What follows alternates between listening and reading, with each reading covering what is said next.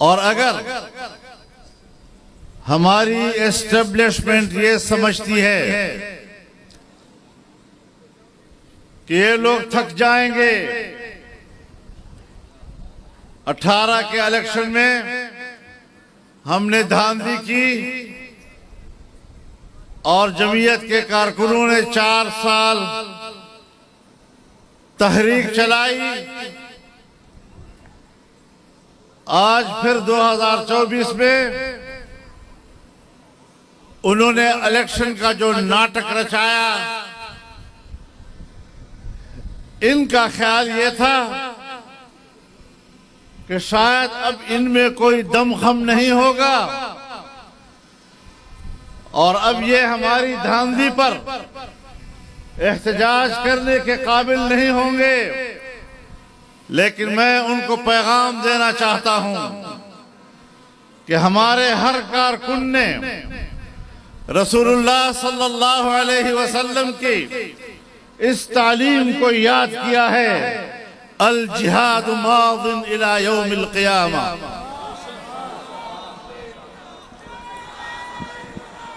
हमारी ये जंग, हमारी ये जद्दोजहद एक दिन की नहीं, एक महीने की नहीं, एक साल की नहीं, हमारी पूरी जिंदगी की भी नहीं।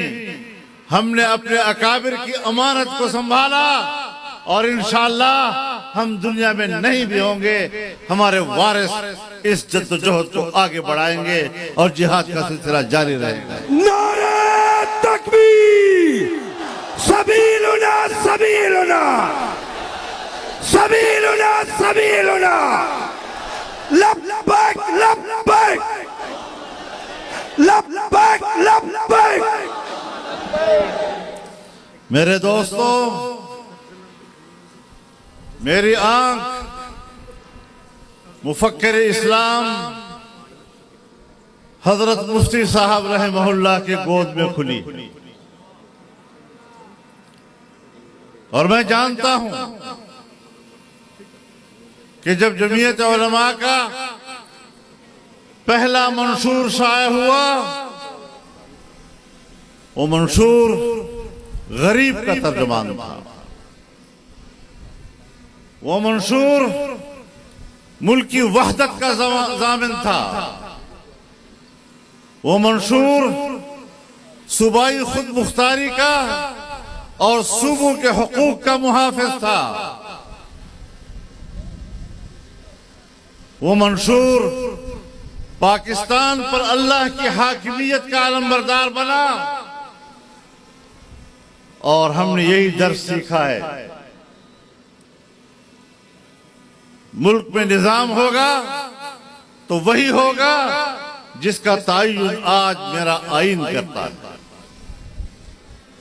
कि हाकिमियत आला अल्लाह रब्बुल आलमीन की होगी और अवाम के मुंतखब नुमाइंदे अल्लाह की नियाबत करते हुए उसकी तालीमात पर अमल करेंगे, उसके मुताबिक कानून साजी करेंगे। ये आईन का हिस्सा है, ये आईन का हिस्सा है कि इस्लाम पाकिस्तान का ममलकती मजहब होगा। ये आईन का हिस्सा है कि कानून साजी कुरान और सुन्नत के ताबे होगी और ये आईन का हिस्सा है कि कुरान और सुन्नत के मुनाफिक कोई कानून साजी नहीं होगी। लेकिन मेरे मोहतरम दोस्तों, हम देख रहे हैं कि तब से पाकिस्तान की असेंबलियां ऐसे लोगों से भर दी जाती हैं कि जिन्हें कुरान और सुन्नत के निजाम से कोई दिलचस्पी नहीं होती, वो सिर्फ और सिर्फ इख्तिदार की जंग लड़ते हैं और इख्तिदार में भी वो अवाम के मफाद के लिए नहीं, अपने जाती मफाद के लिए इख्तिदार की कुव्वत को इस्तेमाल करते हैं। वो खुद बड़े जागीरदार बनते हैं, बड़े सनतकार बनते हैं, लेकिन आज 75 साल के बाद आप पाकिस्तान को देखें क्या पाकिस्तान का वो शहरी जो अल्लाह के निजाम का प्यासा है, क्या उसकी प्यास बुझी है? आप बताएं, क्या प्यास बुझ गई उसकी?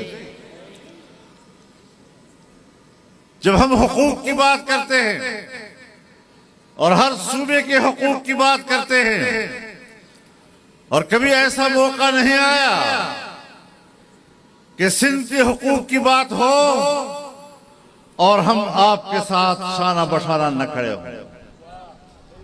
मुझे याद है जब MRD की तहरीक चली, मैं नया नया सियासी तहरीक में आया था। मैं सूबा सिंध में आया और सूबा सिंध की कोई तहसील भी ऐसी नहीं रही, कोई बड़ा गांव भी ऐसा नहीं रहा जहां तक मैं न पहुंचा हूं।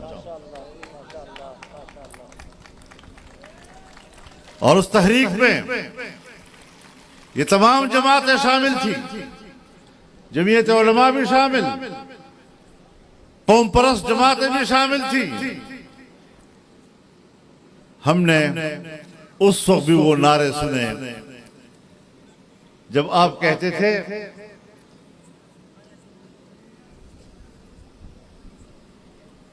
पन्नू आकिल में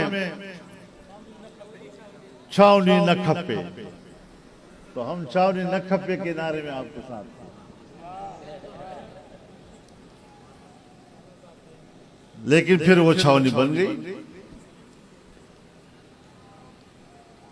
अब आप बताएं, अगर इसमें कोई हमारा कसूर है तो आप बताएं, हम आज भी मैदान में निकल कर आपकी उस छावनी को आपके हवाले कर देंगे इंशाअल्लाह।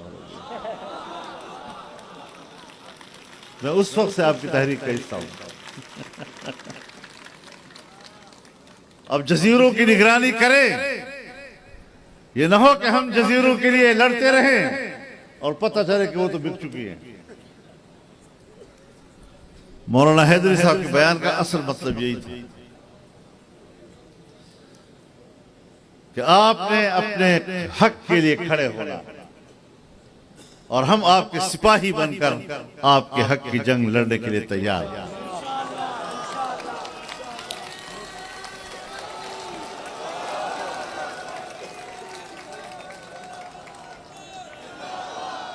लेकिन मेरे मोहतरम दोस्तों,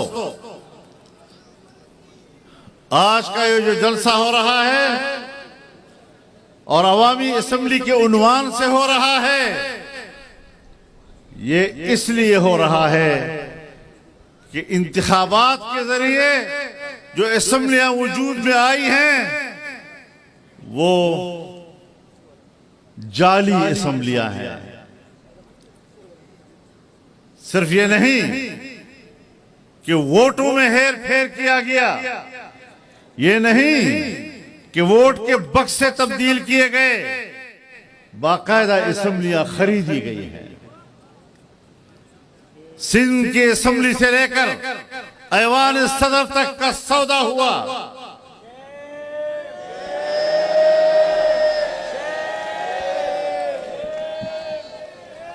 और चूंकि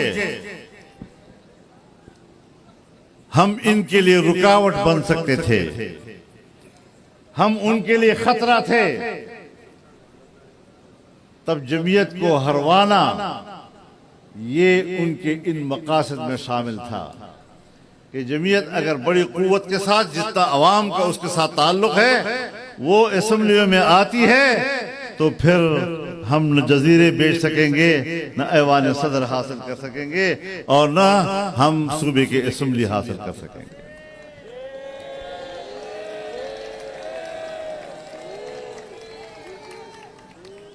अब याद रखो, हम पाकिस्तानी हैं, हम पाकिस्तान के वफादार हैं, लेकिन पाकिस्तान की वफादारी का मेयार कुछ और है।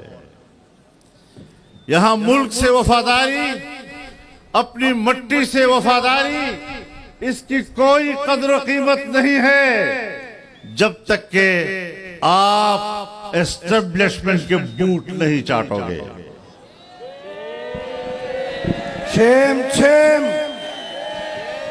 यहां अफसरशाही की नौकरी करनी पड़ेगी, एस्टेब्लिशमेंट की नौकरी करनी पड़ेगी, तब आपको पाकिस्तानी तस्लीम किया जाएगा। वरना मैं तो आज ये समझता हूं कि हमारे गुनाह क्या है, जरा हमें बता तो दिए जाएं।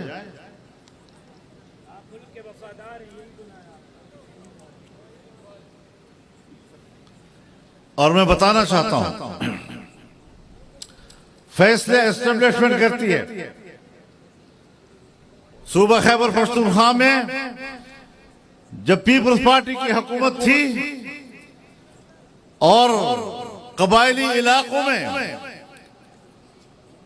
फौजी ऑपरेशन का फैसला हुआ, तो हमने कहा कि ऑपरेशन की हिकमत अमली काम नहीं आएगी। हमने उनको सपोर्ट नहीं किया, तो ये बहुत बड़ा गुनाह था। लेकिन अगर वाकई उनकी बात सही थी तो 2009-2010 में इसका फैसला हुआ और उन्होंने ऑपरेशन शुरू किए। तमाम कबाइल को अपने ही मुल्क में 2-3 साल तक मुहाजिर बनाए रखा। आज भी जब वो लोग दरबदर हुए हैं, तो आज भी वो दरबदर हैं, मुल्क के कोने कोने में फैल गए अपनी जिंदगी बनाने के लिए। कबाइल बर्बाद हो गए, तबाही मच गई, बेघर हो गए। औरतें, हमारी माएं और बहनें, वो बेचारे जो घर से बाहर नहीं निकलती थी, उन बेचारों को बाजारों में भीख मांगनी पड़ी। और आज पूछता हूं कि तुम्हारी वो हिकमत अमली जिसके तहत तुमने ऑपरेशन शुरू किए दहशतगर्दी के खात्मे के लिए, आज हम 2010 के बाद आज 2024 में हम बैठे हैं। क्या कबायली इलाकों में, बलोचिस्तान में, खैबर पख्तूनख्वा में, यहां तक के कराची में और सिंध में, क्या आज वो दहशतगर्दी जिसको तुम दहशतगर्दी कहा करते हो, वो कई चंद ज्यादा हो गई है या कम हो गई है? बहुत बढ़ गई है। बाजवा साहब ने हमें कहा कि मैंने बाढ़ लगा दिया है, अरबों रुपए उस पर खर्च कर दिए हैं, न कोई अफगानिस्तान जा सकेगा और न यहां आ सकेगा। फिर पाकिस्तान के 20 से 30 हजार नौजवान, मुसल्लह नौजवान अमेरिका के खिलाफ अफगानिस्तान में अमारत इस्लामिया के जंग में कैसे शरीक हो गए, कैसे वहां पहुंच गए। और फिर आज वो बाढ़ किधर है, कहां है वो बाढ़? आज तो 1 इंच पर भी कोई बाढ़ नजर नहीं आ रहा। वो अरबों रुपए किस बात पे खर्च किए। और आज जब अफगानिस्तान में अमारत इस्लामिया की हुकूमत कायम हुई, तो वो पाकिस्तानी नौजवान मुसल्लह ग्रुप उससे कहीं बड़ी कुव्वत के साथ पाकिस्तान में वापस आ गए। मैं सरहद को महफूज रखने वाली पाकिस्तान की बहादुर फौज से पूछना चाहता हूं कि आप जब सरहद को पे खड़े थे, बाढ़ लगा हुआ है, तो इतने लोग पाकिस्तान की सरहद में वापस कैसे आ गए? इसका माना यह है कि न तुम मुल्क में अमन और अमान के क़याम के लिए संजीदा हो और न तुम्हारी हिकमत अमली जायज़। तुम अमेरिका के उसूल पे चलते हो। अमेरिका का दुनिया के लिए उसूल ये है कि वहां पर दहशतगर्दी हो और हम कहें कि इंसानी हुकूक पामाल हो रहे हैं और हमें वहां फौज भेजने का जवाब मिल जाए। लिहाजा पूरी दुनिया में और खास तौर पर इस्लामी दुनिया में अमेरिका अपनी फौजें भेजने के लिए, अपनी कुव्वत वहां पहुंचाने के लिए जवाब के तौर पर दहशतगर्द तंजीमों के वजूद को जरूरी समझता है। झूठ न बोलो लोगों के साथ। मुसलसल आपके रवैयों को हम देख रहे हैं। कब तक धोखा देते रहोगे इंसानियत को? और अमेरिका की खारजा पॉलिसी की असास दूसरी बात कि इस्लामी दुनिया के ममालिक को तोड़ो और छोटे छोटे ममालिक बनाओ ताकि उनके मफादात पर हम कब्जा कर सकें। तो फिर यही होगा कि फिलिस्तीन में मेरा फिलिस्तीनी भाई वो शहीद होगा, बारूद की आग बरस रही होगी, 7 महीने के अंदर वहां पर 45,000 हमारे बेगुनाह मुसलमान भाई, बच्चे, बूढ़े, खवातीन, बहनें, माए वो शहीद हो जाएंगी, मलबों की तरह ढेर हो जाएंगी। लेकिन ये लोग अब इस काबिल नहीं रहे। हमारा हर इस्लामी मुल्क आज अमेरिका के कब्जे में है।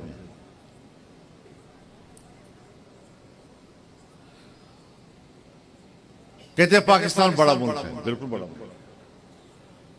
पाकिस्तान सलाहियतों वाला मुल्क है, बिल्कुल सलाहियतों वाला मुल्क है। लेकिन पाकिस्तान हर चंद के सलाहियत वाला मुल्क है, वसाइल का मुल्क है, एक बड़ी फौज रखती है।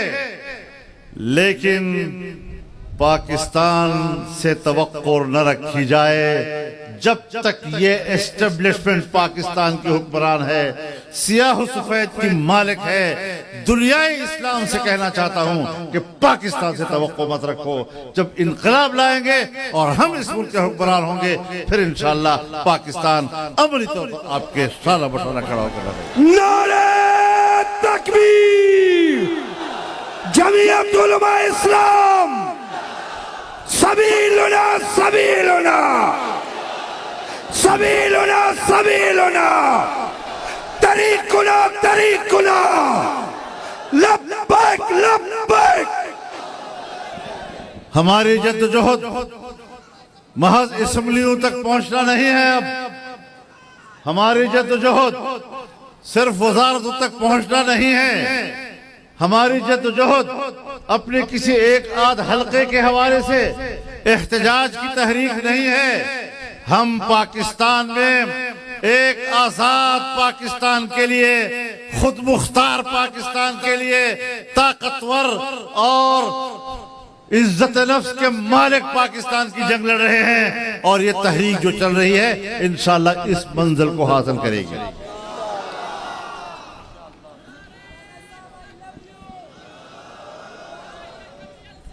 बहुत मजाक हो गया है। मुल्क के अंदर जमहूरियत का खात्मा कर दिया गया है। असम्बलियों की नुमाइशी असम्बलियों के नाम पर जमहूरियत का लफ्ज इस्तेमाल हो रहा है। जमहूरियत मर चुकी है। जमहूरियत अपना केस हार चुका है। अगर जमहूरियत को आपने हकीकी मानों में मुल्क के अंदर लाना है तो फिर ये अवामी असम्बलियों की तहरीक को उठाना होगा और हकीकी जमहूरियत के मंजर की तरफ ले जाना होगा। जमहूरियत और पीछे डिक्टेटर बैठा होगा। डिक्टेटर के इशारे पर कानून साजी होती है। डिक्टेटर के इशारे पर वजीर आजम काबीना का इजलास बुलाता है। और अब तो हमारे मुल्क में ये मिसाल भी कायम हो गई कि एक वजीर आला ने पूरी काबीना को ले जाकर कोर कमांडर के घर में मीटिंग की।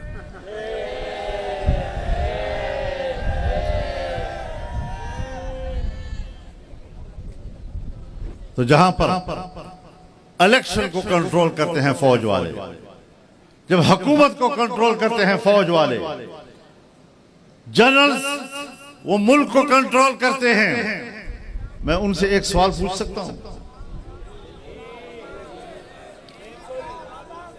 जब यहां पर अगर कोई मुसल्लह तहरीक उठती है और कहते हैं कि हम इस्लाम के लिए लड़ रहे हैं, तो यहां एक आवाज उठती है कि जबर की बुनियाद पर, असलही की कुव्वत से आप इस मुल्क पर अपना निजाम ला रहे हैं। ये तो दहशतगर्दी है।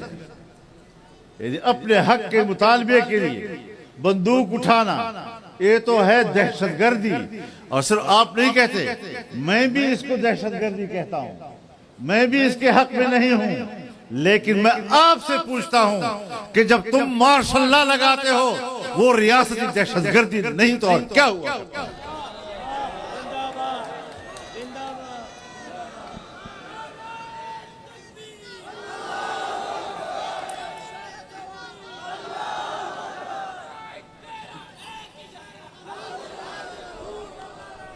आप मुस्तकिल तौर पर पाकिस्तान की सियासत को कंट्रोल कर रहे हैं और उसके सबसे बड़ी अलामत एपेक्स कमेटियां हैं। तहसील में कोई मीटिंग होती है आपका मेजर बैठता है, अगर जिले में कोई मीटिंग होती है आपका कर्नल बैठता है उसमें, अगर डिवीजन में कोई इजलास होता है सिविलियन अफसरान का तो उसमें आपका ब्रिगेडियर बैठता है।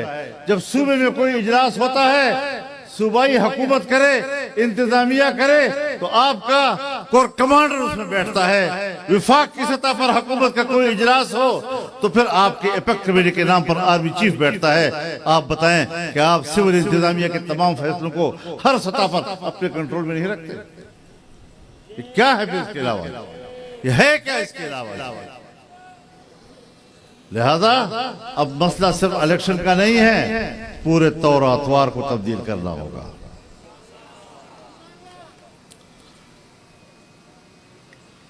तो मेरे मोहतरम दोस्तों, मैं अपने सहाफी हजरात से भी कहता हूं, वो भी रोजमर्रा के मसाइल पर सारा दिन सर्फ कर लेते हैं।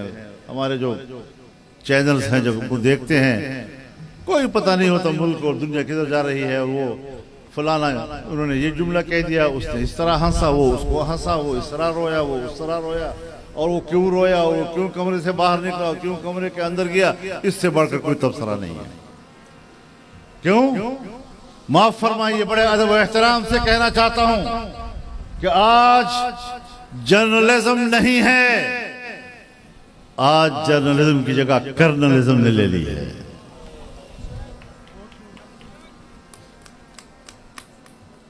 इस तलिस्म को तोड़ना होगा और सही मानों में एक आजाद सहाफत को उजागर करना होगा, जो मुल्क के हकीकी मसाइल को एड्रेस करे। मईशत के मौजू पे बात करे। क्या वजह है? हमारे 75 साल हो गए हैं, हम सिर्फ वक्ती तौर पर कोई एक जनरल आता है, कहता है बिल्कुल हम अपने फौज के रिवायात से आगे नहीं हटेंगे, वो चंद दिन होते हैं, वो चला जाता है, उसके बाद पॉलिसियां चल रही होती है। सिविल ब्यूरोक्रेसी में भी कोई अच्छा आदमी आ जाता है, दियानतदार आदमी आ जाता है, वो अपने दौर में 1 साल 2 साल तक अच्छा बेहतर कारकर्दगी दिखा देता है, वो चला जाता है। इदारे क्यों खराब हो गए? मुल्क की मईशत क्यों तबाह कर दी गई? और आज तमाम इदारे प्राइवेटाइज किए जा रहे हैं। अब आपका कराची एयरपोर्ट भी प्राइवेटाइज हो जाएगा, आपके जहाज भी, PIA भी, सब कुछ प्राइवेटाइज हो जाएगा। ये हालत यहां तक पहुंची क्यों? पहुंची नहीं, पहुंचाई गई है, पहुंचाई गई है।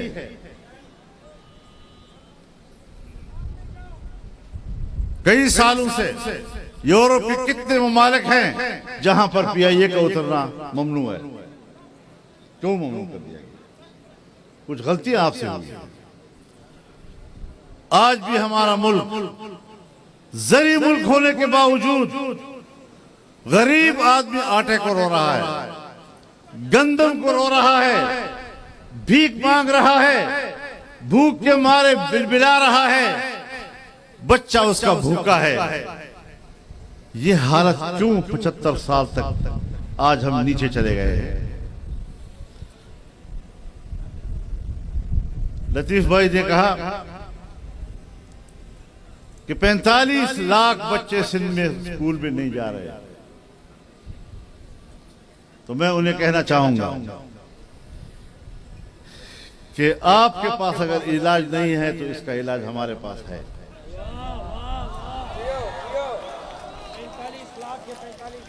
45 लाख के बच्चे को दीनी मदरसे में भेजो, आपके स्कूल से अच्छी तालीम देंगे,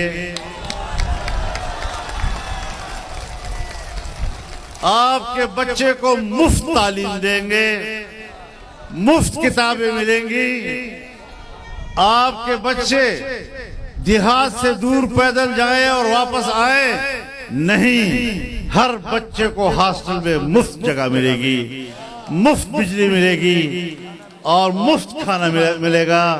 ले आओ दीनी मदरसों में ताकि वो तालीम हासिल करें। सवाल उठा रहे हो दिन रात, दीनी मदरसा ऐसा है और दीनी मदरसा ऐसा है, और दीनी मदरसे वाले लोग ये मेन स्ट्रीम का हिस्सा नहीं है। अपनी बात करो, तुम्हारे निजाम में क्या कोई पढ़ा लिखा पैदा हो सकता है? अक्सरियत उन पढ़े लिखों के सामने आती है जो पढ़ा लिखा जाहिल कहलाया करता है।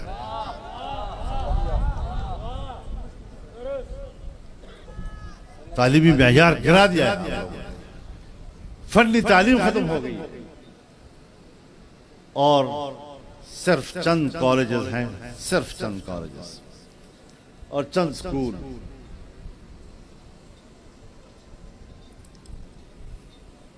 एचएसएन कॉलेज हो गया, बर्नहॉल हो गया, बेकन हाउस वाले हो गए, कराची के ग्रामर स्कूल वाले हो गए। सब इन्हीं इदारों से निकलकर ये फौजी भी बनते हैं, सरकारी अफसर भी बनते हैं, ताजिर भी बनते हैं, कारोबारी तबका भी बनते हैं। आम स्कूलों में पढ़ने वाले बच्चे वो मुल्क पे कोई बड़ा किरदार नहीं अदा कर सकते। तो आज तक तुम अपने ज़ेरे इंतजाम तालीमी इदारे के नौजवानों को इस काबिल नहीं बना सकते कि वो मुल्क का वजीर बन सके, मुल्क का बड़ा अफसर बन सके। तो अगर तालीम दिलानी है और अच्छी तालीम दिलानी है तो उसकी जगह दीनी मदरसा है जो मुफ्त तालीम देगा। और ये सिर्फ हमारी हुकूमत थी जब हमने पहले साल प्राइमरी की तालीम मुफ्त कराई खैबर पख्तूनख्वा में, अगली साल हमने मिडिल को मुफ्त कराया, अगले साल हमने मैट्रिक को मुफ्त कराया, और जिस साल हम हुकूमत छोड़ रहे थे तो हमने बजट में FFEC को भी मुफ्त करा दिया। तमाम अस्पतालों में इमरजेंसी मुफ्त कर दी और ये कदम था लोगों के मुफ्त इलाज की तरफ। लेकिन जो मुल्क की खिदमत करते हैं लेकिन वो बूट पॉलिश करने के लिए तैयार नहीं होते, आप उनको इक़्तिदार से दूर रखते हैं। ये ताकत नहीं चलेगी, ये ताकत नहीं चलेगी। मेरे मोहतरम दोस्तों,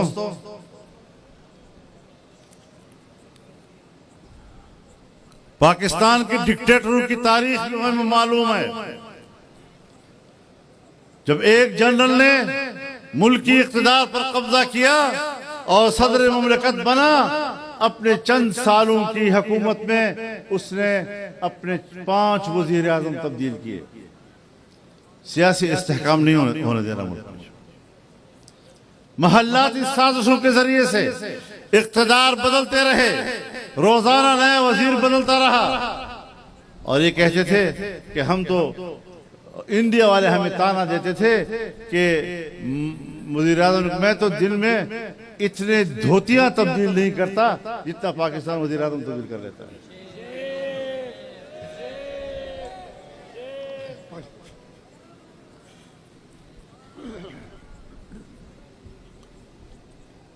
फिर मार्शल लॉ आई, मार्शल लॉ में पाकिस्तान के 3 दरिया बेच दिए गए। आज हम रोते हैं कि इंडिया डैम बांध रहा है और हमारा पानी रोक रहा है, हमारी ज़राअत का क्या बनेगा?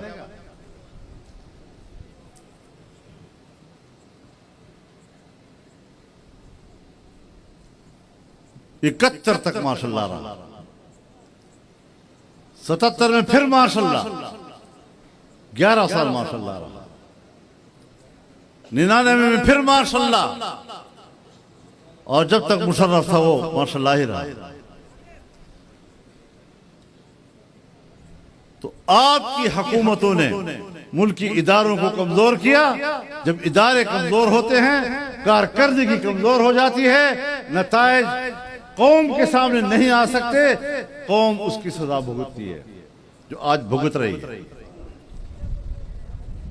कभी गौर किया है इस बात पर कि मुल्क क्यों इतना पीछे चला गया है?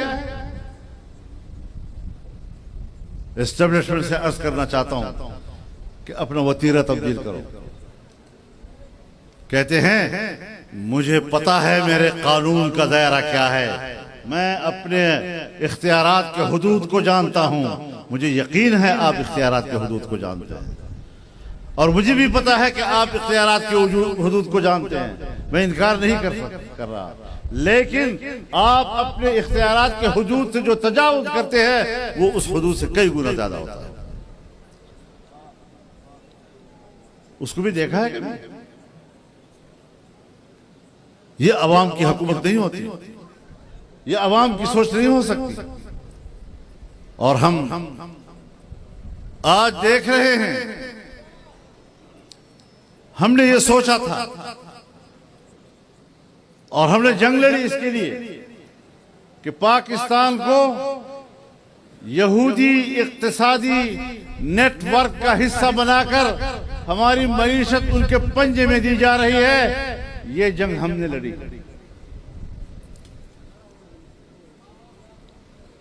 हमने ये जंग लड़ी कि कादियानियों को दोबारा मुसलमान का स्टेटस देने की कोशिश की जा रही है, हम नहीं होने देंगे। और हमने वो एजेंडा नाकाम बनाया। लेकिन आज जब हम सुप्रीम कोर्ट की तरफ देखते हैं तो हमारे चीफ जस्टिस साहब एक फैसला देते हैं, वो महज एक जमानत का मसला है, और उसमें वो चीजें लिखते हैं जिसका उस मुकदमे से कुछ ताल्लुक नहीं।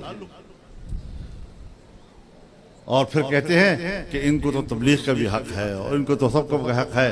कादियानी अगर आइन को तस्लीम नहीं करेंगे और उनके लिए सहूलतें अगर कोई सियासी कुव्वत नहीं दे सकी, तो आज मेरा सुप्रीम कोर्ट वो फर्ज अदा कर रहा है।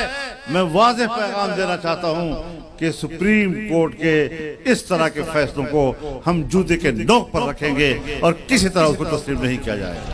नारे तकबीर, खत्मे नबूवत, खत्मे नबूवत, खत्मे नबूवत। तो मेरे मोहतरम दोस्तों, आज अहले इस्लाम पर एक सख्त वक्त आया है। फिलिस्तीन का मसला उसने करवट बदली है। आप तो खुद जानते हैं, मौजू ये बन गया था दुनिया में कि इसराइल को तस्लीम करना। इसराइल एक नाजायज हुकूमत है और उसको नाजायज रियासत बानी पाकिस्तान मोहम्मद अली जिन्ना ने कहा था। बानी पाकिस्तान की अगर हर बात वो पाकिस्तानी निजाम के लिए दलील है और हुज्जत है, और अगर उनका ये मकूला कि कश्मीर पाकिस्तान का शहरग है और आज आपके लिए वो उसूल की हैसियत रखता है, तो फिर इसराइल एक नाजायज हुकूमत है। ये जुमला भी कायदे आज़म का आपके लिए हुज्जत होना चाहिए। और आप बात करते हैं उसको तस्लीम कर लेगी। मसला तो फिलिस्तीन की आजादी का था। एक सदी पहले तक तो कुर्रे अर्ज़ पर इसराइल नाम की रियासत का नामो निशान तक नहीं था।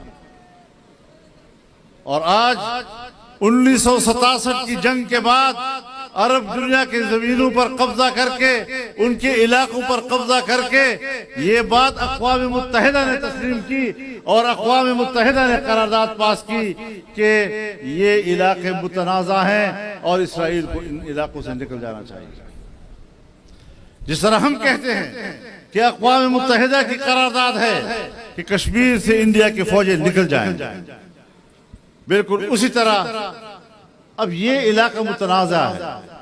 जब हर तरफ इलाका मुतनाज़ा हो गया तो फिर उसका हुदूद अरबा खत्म हो गया, और जिस मुल्क का हुदूद अरबा ही खत्म हो जाए उसको तस्लीम करने का सवाल ही पैदा नहीं होता। अमेरिका का जबर है कि उसने मुतनाज़ा इलाके के अंदर बैतुल मक़दस में अपना सफारत खाना खोलने का ऐलान किया। ये उसूल नहीं है, ये बदमाशी है, ये बदमाशी है।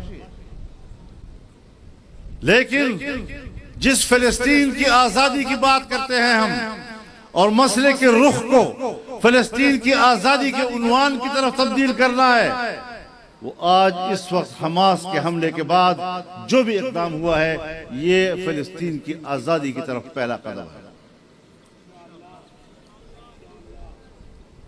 और हम उनके शाना बशाना खड़े। तो हमारा गुनाह ये है, जमीयत का गुनाह ये है कि एस्टेब्लिशमेंट कहती है हम ऑपरेशन करेंगे, हम कहते हैं ऑपरेशन हल नहीं है, आज तक भी हल नहीं हुआ। नवाज शरीफ की हुकूमत में फाटा इंतजाम का मसला आया, हमने कहा गलत फैसला है, ये कबाइल को नुकसान देगा, कबाइल के स्टेटस को नुकसान देगा, आने वाले मुस्तकबिल में हमारे लिए सरहदी तनाज़ा पैदा करेगा, आप इस तरह न जाएं। मान भी गए, फिर दबाव आया कि नहीं करना है, और खुद मुझे आर्मी चीफ ने कहा कि आप क्यों मुखालफत कर रहे हैं। तो अमेरिका के दबाव पर आपने किया, हमने मुखालफत किया।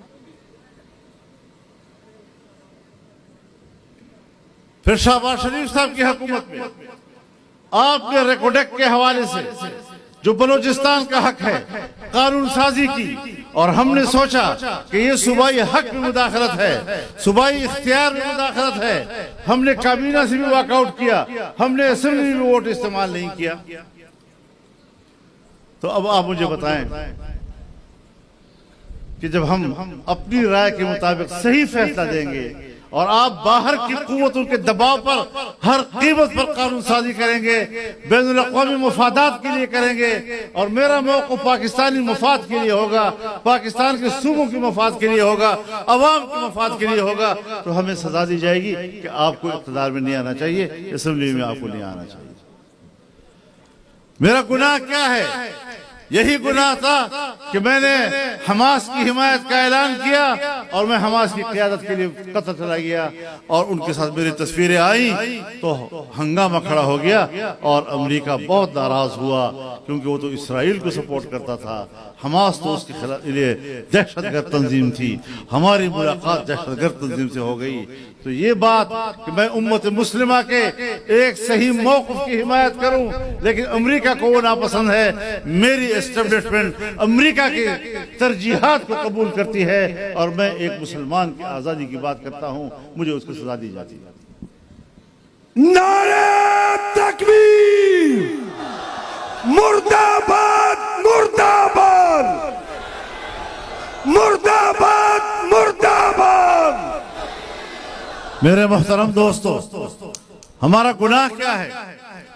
यही गुनाह कि जब पाकिस्तान और अफगानिस्तान के ताल्लुकात खराब हो रहे थे और एक दूसरे के मुकाबले में फौजें आ रही थी, और इन हालात में मैं अफगानिस्तान गया, मैंने एक हफ्ता वहां गुजारा, मैंने तमाम मामला ठीक करा दिए, तमाम मामला ठीक हो गए, वो भी राजी थे और ये वाले हमारे वाले भी राजी थे। लेकिन अमेरिका ने कहा कि हम तो अफगानिस्तान की अमारत इस्लामिया को कमजोर करना चाहते हैं। एक आदमी वहां जाकर मामला ठीक करता है, उनको तहफ़्फ़ुज़ देता है, तो फिर हमारे खिलाफ नाराजगी से दुनिया में पैदा हुई। अब मैं सिर्फ असेंबली का मेंबर बनने के लिए हक को छोड़ दूं, हक वाले मौकों को छोड़ दूं, इस्लामी दुनिया के मफाद को छोड़ दूं, अपने मुल्क के मफाद को छोड़ दूं, ये वो चीजें हैं कि जिसकी बुनियाद पर आज हमारे इस जलसे में और इससे आगे भी जो होंगे समंदर होगा इंसानों का। ये सब कुछ देखते हुए भी इलेक्शन में जाली नताइज की बुनियाद पर जमीयत को हराया जाएगा और कौम परस्तों को भी हराया जाएगा और घरों में बिठाने की कोशिश की जाएगी। तुमने तो हमें घरों में बिठाने की कोशिश की, लेकिन हम ऐसे निकले हैं कि अब तुम्हें भी हमारा इलाज नजर नहीं आएगा। नारे तकबीर।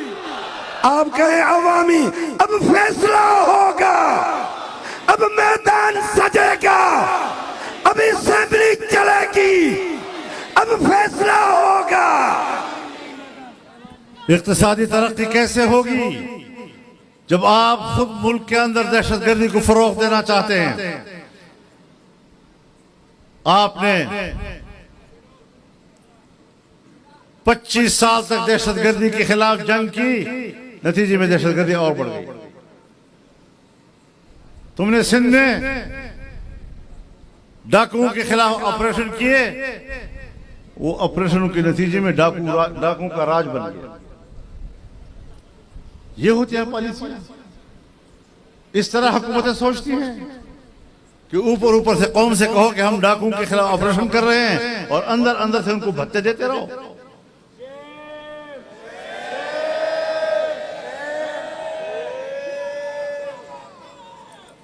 मुझे बाकी तो मालूम नहीं, लेकिन अपने सूबे के बारे में मुझे मालूम है कि जो भी सरकारी टेंडर आता है, अगर वो 10 अरब का है तो उसमें 10% हिस्सा वहां की मुसल्लह तंजीमों का होता है, हुकूमत की रजामंदी के साथ।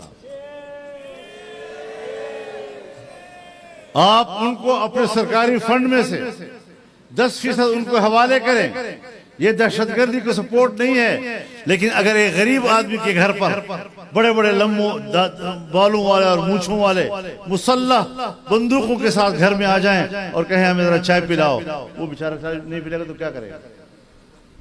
कहते हैं खाना खिलाओ, वो नहीं खिलाएगा तो क्या करेगा? अगले दिन फौज आती है और उस घर वाले को उठा लेती है, आपने चाय क्यों पिलाई? अब ये नहीं देखते कि तुम सरकारी फंड से 10% उनको दे रहे हो, वो जुर्म नहीं है। लेकिन गरीब आदमी के घर में अगर एक कप चाय पी ली तो गरीब आदमी को दुनिया को दिखाते हैं जैसे हम दहशतगर्दी के साथ जंग लड़ रहे हैं। ये दिखावे नहीं चलेंगे। आप मुल्क को ठीक करो, वरना हम मैदान में हैं, हम रोडों के ऊपर हैं। मामला सुधारो, इलेक्शन दोबारा कराओ, मुनसिफाना इलेक्शन कराओ। अगर कौम मुझे नहीं चाहती, मुझे कोई गिला नहीं, मुझे कोई गिला नहीं। लेकिन अगर कौम मुझे चाहती है और आप नताइज तब्दील करके मेरा हक किसी और को देते हैं तो ये तस्लीम नहीं किया जाएगा। ये फौज के हाथ में जो हमने बंदूक दी हुई है वो हमें तहफ्फुज़ देने के लिए है, हमें गैर महफूज बनाने के लिए नहीं। आज पाकिस्तान एक गैर महफूज रियासत है। एक गैर महफूज रियासत क्यों बना? गैर महफूज होना ये किसकी जिम्मेदारी है? हिफाजत किस इदारे की जिम्मेदारी है? और वो अपनी हिफाजत में क्यों नाकाम हो गए? क्या इस बात पर भी गौर किया जाएगा? या जब हम हक़ाइक़ बयान करेंगे तो हम मुजरिम होंगे? उन्होंने अपनी गलतियों की इस्लाह नहीं करनी तो हम यही कहेंगे कि ये गलती नहीं, आपकी आमदन पॉलिसियां हैं। तो मेरे मोहतरम दोस्तों, इंशाअल्लाह इस तहरीक को आगे बढ़ाना है और ये आगाज है। पहला जलसा हमारा फशीन में हुआ, बहुत बड़ा जलसा।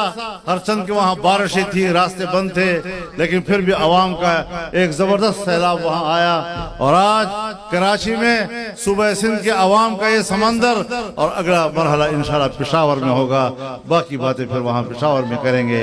अल्लाह ताला हमारा हामी व नासिर हो। व आखिर दावाना अल्हम्दुलिल्लाह।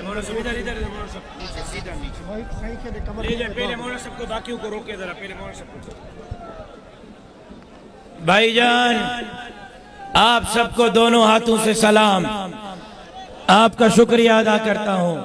एक एक